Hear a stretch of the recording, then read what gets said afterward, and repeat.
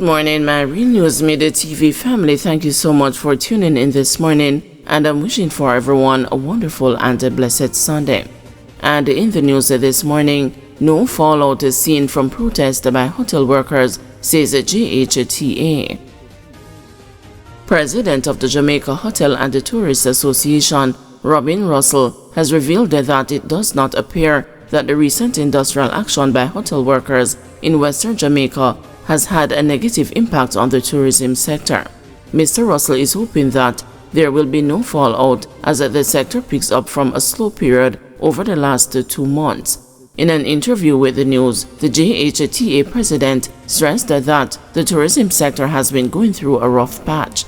Mr. Russell has urged hotel operators and managers to communicate with his staff to determine their level of satisfaction with working conditions.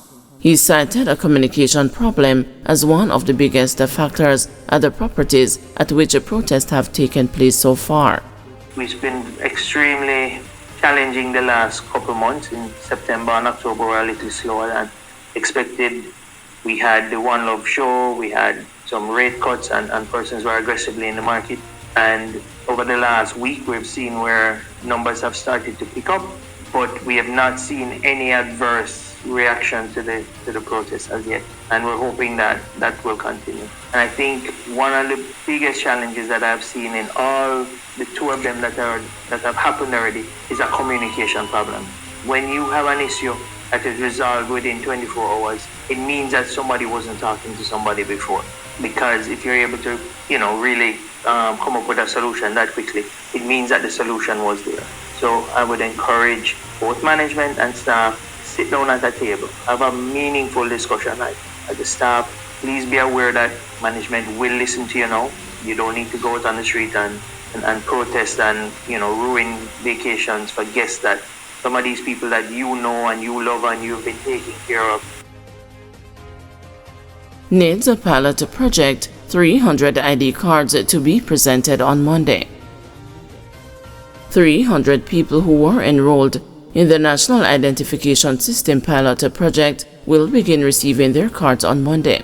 Bishop Conrad Pitkin, chairman of the National Identification Registration Authority, says other persons who have indicated an interest in acquiring their national identification card will be next.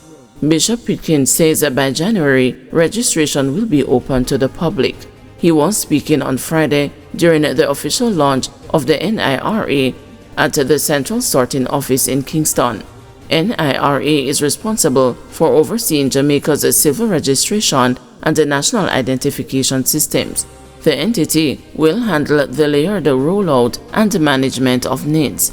Bishop Pitkin said the NIRA will be working with the Jamaica Council for Persons with Disabilities to ensure that the disabled community is served. NIDS is designed to provide a reliable and a secure way of verifying a person's identity. Police report a 32% reduction in serious crimes in St. Elizabeth. The police in St. Elizabeth are reporting a 32% decline in serious crimes so far this year when compared to the corresponding period last year. Superintendent Coleridge Minto, the commanding officer for the St. Elizabeth Police, revealed that 208 serious crimes had been recorded in the division up to Thursday. This, he said, was a notable reduction when compared with the 308 committed in the same period in 2023. Superintendent Minto promised that the police will continue their efforts to put a lid on criminal activities. The discussions, naturally, major crimes which affects all of us, and we continue to speak on it and to ensure that we investigate the incidents. But more importantly is how do we prevent them as a major pillar of our task. There are a number of other events and initiatives that the police are engaged in, largely that fall under the community safety and security arm. Deane case moved to Westmoreland. Mercia Fraser, the mother of Maria Deane, is hopeful that her 10-year quest for justice will not continue for too much longer. This follows news on Friday morning that the trial of the 3 police officers implicated in her son's death has been moved to Westmoreland. The trial, repeatedly postponed since 2018, again failed to get underway on Thursday due to issues with empaneling jurors.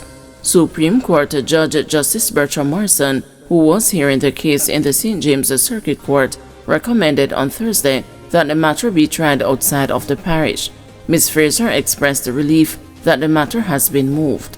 At one point, I rather Kingston because then I know there's a lot of courtrooms and, we'll find more people going out for jury duties. But as long as it will happen in Westmoreland, I'm fine with it.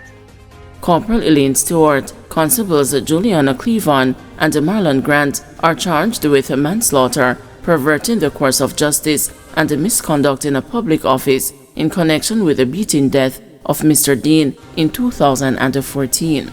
The matter is set to be called up in the Westmoreland Circuit Court on February 17 next year. Attorney Dalton Reed, who is representing one of the accused police officers, said his client is relieved that the matter was not transferred to Kingston, as he is estimating that the trial could run over several weeks and it would be difficult to travel. Maria Deane was beaten on August 3, 2014 while in custody at the Barnett Street Police Station in Montego Bay, St. James. He died 3 days later at the Cornwall Regional Hospital. Principals accused of trying to muzzle National Parent-Teacher Association. National Parent-Teacher Association of Jamaica President Stuart Jacobs wants school principals to cease bombarding PTA meetings in an effort to silence and intimidate members. According to Jacobs, far too often, he has seen school administrators seek to control the body's operations and in doing so hamper its effectiveness. They come to PTA meetings and they hug the microphone, they hug the show, and the PTA presidents are a bit intimidated, and so they simply just walk away because they can't be bothered, Jacobs told the news.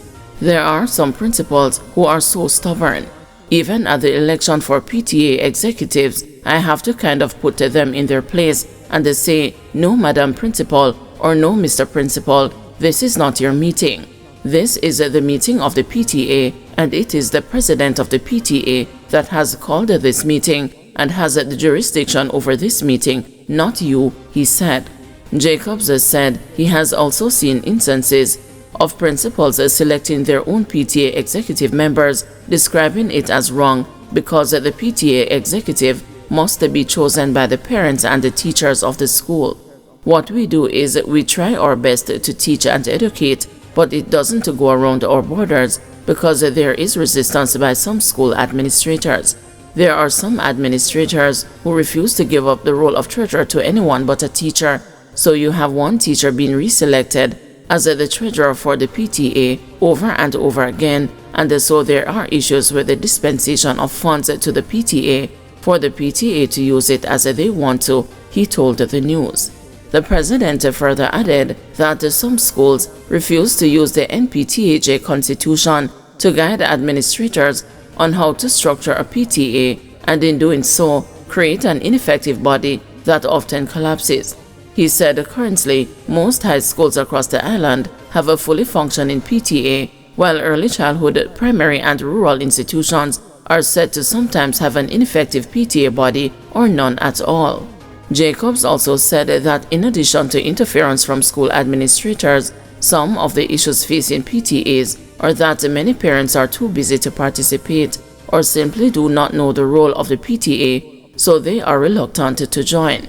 Explaining the role of the PTA, he said there are 3 main pillars to support all the mandates of the school administration from the board to the principal's office to seek infrastructural development of the school and to make more robust the financial undertakings of the school.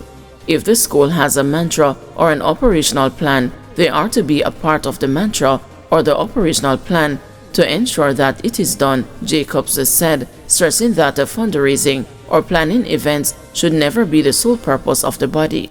He said that to create more effective PTAs, he has visited several schools to meet with the principals and advise them on how to form an effective PTA, often attending meetings and providing guidance. Stressing the importance of the Constitution, Jacobs said he has seen instances of PTAs being revived when parents and the teachers are properly educated on their roles and the functions. Principals will sometimes call me and they say, "Mr. Jacobs, after 6 months, I am seeing the difference. Thank you, because I've seen where the roles and the functions, when it is explained, it is better," he shared. Guys, thanks for watching. Please join us this afternoon at 2 p.m. for another news update.